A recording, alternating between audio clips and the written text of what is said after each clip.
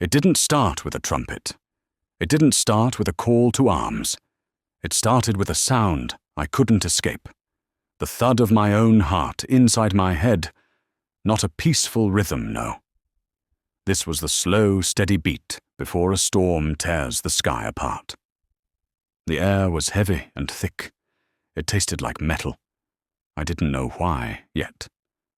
But every instinct screamed that something was about to happen. And whatever it was, I wouldn't walk away the same. There's a moment when your life stops belonging to you, when all the power you thought you had slips through your fingers, and you're left standing in a silence so deep you can hear your own bones ache. The day I fell, the sky hung low and grey. The air smelled like rain that never came, and I knew, without a single word being spoken, that I had lost not just a battle, but the war I'd been pretending I was winning. I had no enemies to blame, no traitor to curse, just the man in the mirror, eyes, dull shoulders, heavy soul cracked. It's strange, the world can burn down around you, and still a single ember can survive in the ash. That ember lived inside me, small, stubborn, refusing to die. And in that moment I realized this was not the end of my story. This was the first page. Change doesn't whisper. It slams into you, like ice water down your spine. One morning I woke up gasping, not for air, but for purpose. The room around me was still, but something inside me wasn't. It was restless, it was hungry, it was ready. I understood something I had been avoiding for years. No one was coming. No one was riding in to drag me from my pit. If I wanted to rise, I had to claw my way out. The road stretched before me, long broken, unforgiving. The first steps shredded my feet. The wind cut my skin like glass, and yet, with every wound, a voice inside me grew louder. It didn't tell me I would win. It told me I could. And for the first time in a long time, that was enough. The moment I moved with purpose, the shadows noticed. They came in shapes I knew too well. Old vices, sweet lies, easy exits. They didn't hit me head on. They whispered from the edges of my vision, promising comfort, promising rest, promising that the life I'd left behind was still waiting for me. Some days I listened. Some days I fought. And on the days I fought, I learned that strength isn't forged in triumph. It's hammered in resistance. And every time I said no, another plate of armor locked into place. But I was wrong to think these small victories meant the worst was over. They were only sharpening the blade for the real fight.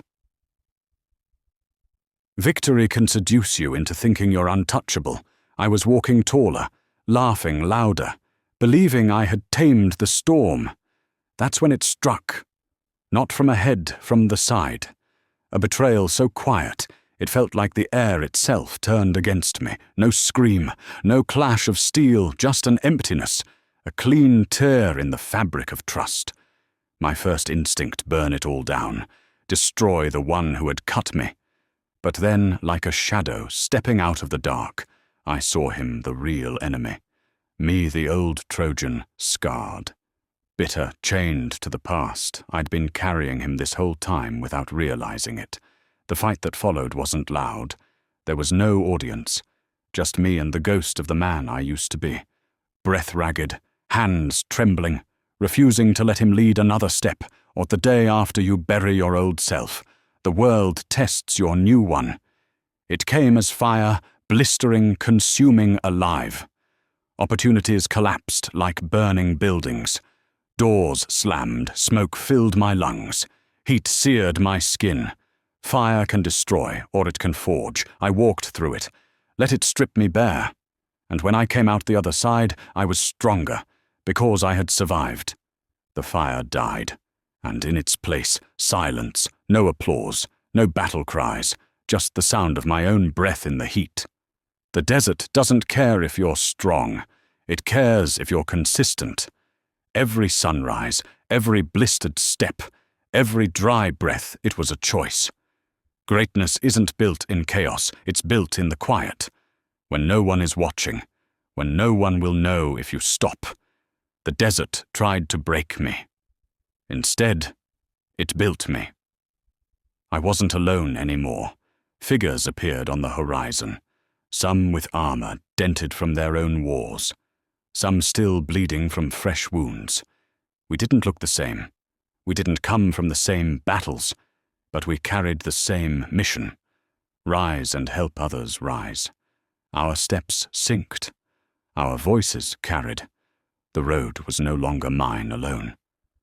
Together we faced the walls, not walls of stone, walls of history, walls built by fear and lies. They were high, they were thick, but they weren't invincible. We struck them again and again, every swing of the hammer, every push of the gate, until the cracks spread like lightning, and the walls that once caged us shattered under the weight of our persistence. The climb was brutal, the air thin, the wind cutting like blades. At the top, it wasn't light waiting for us. It was scars, each one a story, each one a mark of survival.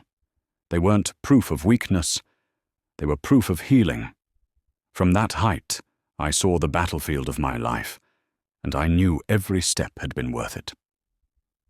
The Trojan began as one man trying to escape his past, but somewhere along the way, he became a standard, a call, a movement.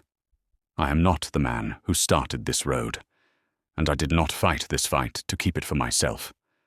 The armor, the scars, the victories, they belong to anyone willing to step onto this road.